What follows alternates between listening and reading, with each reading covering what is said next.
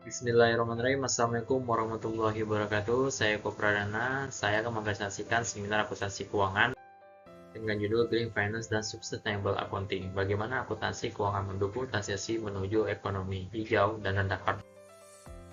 Di sini kita akan membahas abstrak, pendahuluan, tinjau pustaka, standar dan kerangka pelaporan, metodologi, peran akuntansi dalam transisi hijau, tantangan implementasi, dan kesimpulan. Peran akuntansi keuangan sangat penting dalam mendukung transisi menuju ekonomi hijau. Melalui pelaporan keberlanjutan, perusahaan dapat mengkomunikasikan dampak aktivitas mereka terhadap lingkungan secara transparan. Penerbitan instrumen seperti Green Sukuk menjadi bukti komitmen Indonesia dalam pembiayaan hijau yang mendukung proyek mitigasi perubahan iklim seperti pembangunan energi terbarukan dan konservasi hutan. Pentingnya standar IFRS S1 dan S2. Standar ini memberikan pedoman pengungkapan tata kelola risiko, metrik, dan target terkait perubahan iklim. Lalu ada pengurangan asimetri informasi. Pelaporan keberlanjutan berbasis IFRS mempermudah investor mengevaluasi kesiapan perusahaan terhadap risiko iklim. Lalu ada relevansi global, pengungkapan yang terintegrasi dalam pelaporan keberlanjutan. Peran taksonomi keuangan berkelanjutan Indonesia. Pertama, panduan klasifikasi kegiatan hijau. Taksonomi keuangan berkelanjutan Indonesia memungkinkan perusahaan untuk mengidentifikasi aktivitas ekonomi yang sesuai dengan prinsip mitigasi perubahan iklim dan adaptasi, pencegahan risiko greenwashing. Dengan adanya pedoman teknis yang jelas, TKBI membuat investor dan regulator menghadiri klaim keberlanjutan yang tidak valid sehingga meningkatkan kepercayaan besar.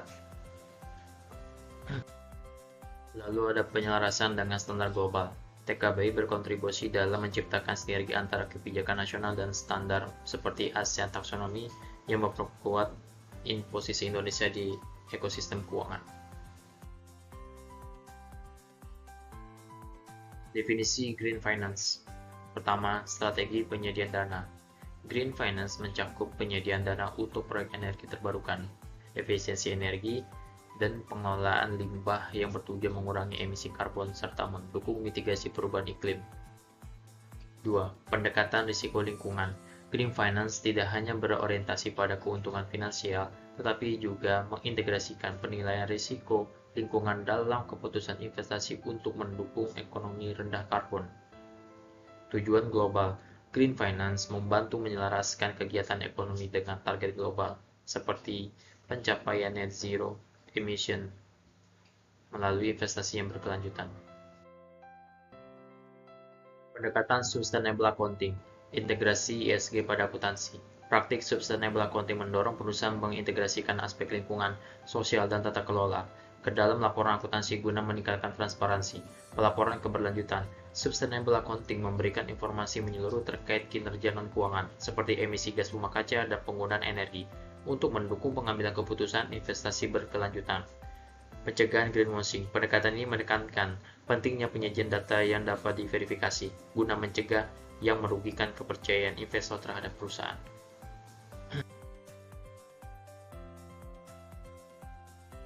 Standar dan kerangka pelaporan.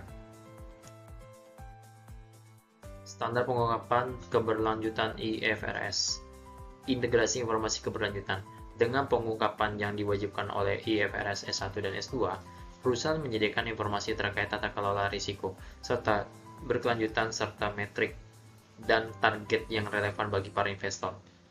Transparansi dalam pelaporan risiko iklim.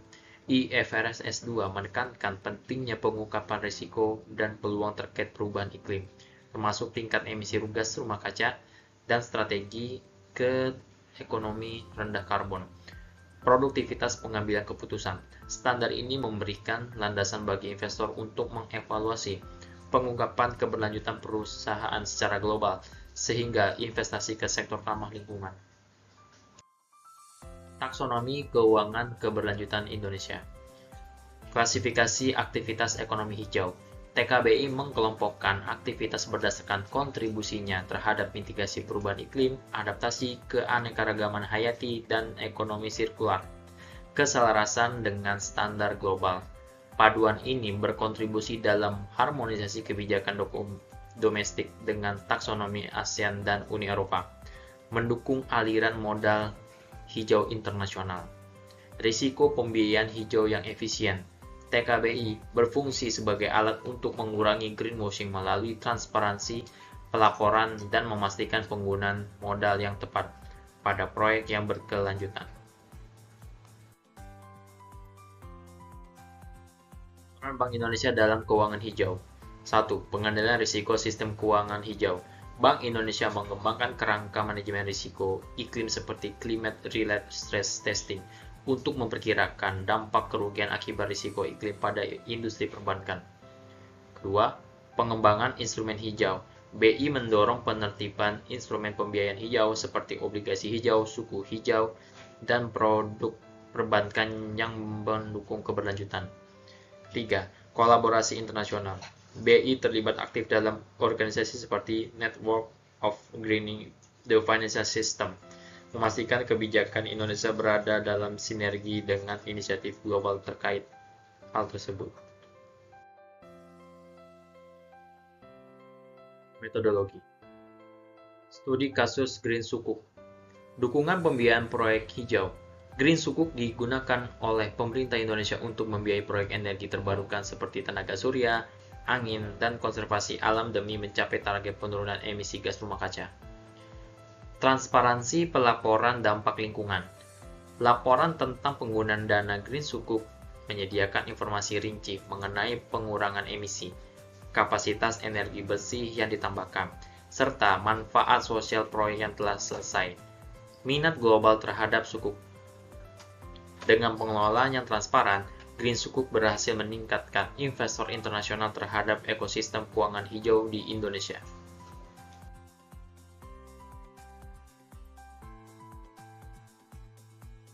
Studi kasus pada PT Pertamina dan BRI. Pengungkapan emisi Pertamina. Pertamina secara aktif melaporkan emisi Scope 1 dan Scope 2 yang mencerminkan risiko greenwashing melalui laporan yang terverifikasi secara akurat. Peran akuntansi dalam transisi hijau. Penyediaan informasi risiko iklim. Mengidentifikasi risiko fisik seperti banjir, kekeringan, dan kenaikan permukaan laut yang mempengaruhi nilai ekonomi aset. Mengungkapkan risiko transisi akibat kebijakan terkait karbon, perubahan teknologi, dan pergeseran preferensi pasar. Menerapkan standar pelaporan seperti IFRS S1 dan S2 untuk menyajikan transparansi informasi risiko iklim dan dampaknya bagi keuangan perusahaan. Penilaian ulang nilai aset. Menilai stranded aset yang kehilangan nilai akibat pergeseran kebijakan energi terbarukan dan regulasi karbon. Melakukan pengujian impairment aset untuk mencerminkan dampak ekonomi dari kebijakan transisi karbon.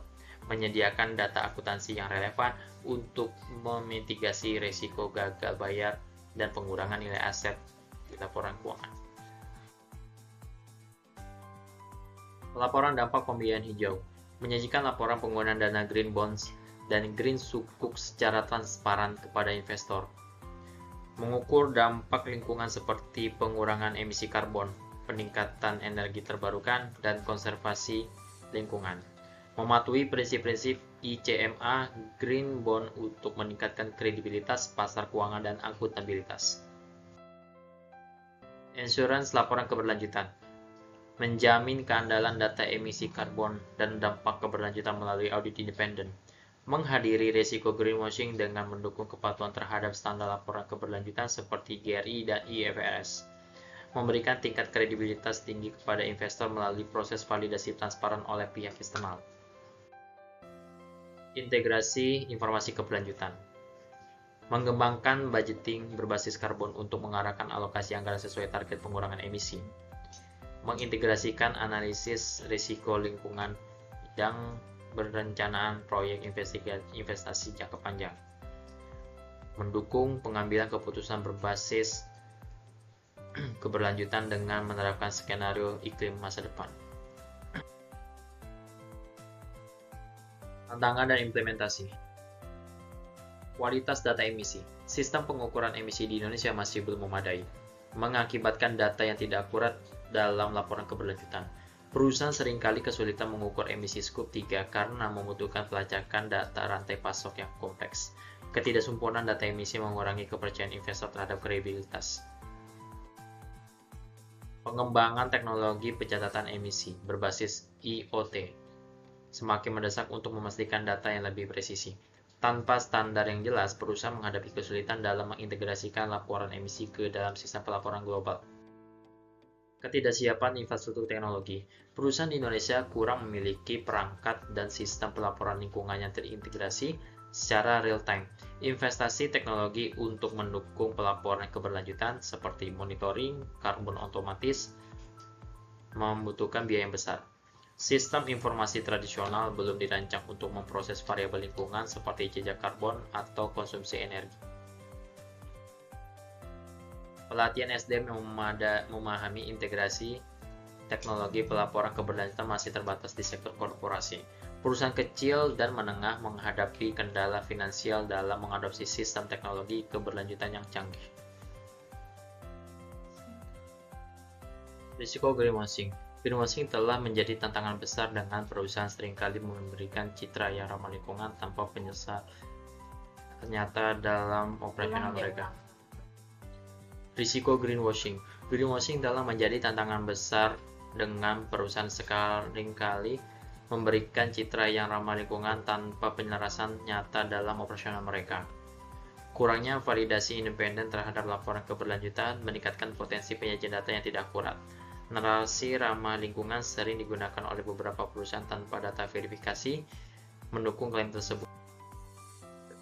Investor semakin fokus pada keabsahan klaim keberlanjutan, sehingga greenwashing dapat merusak reputasi perusahaan.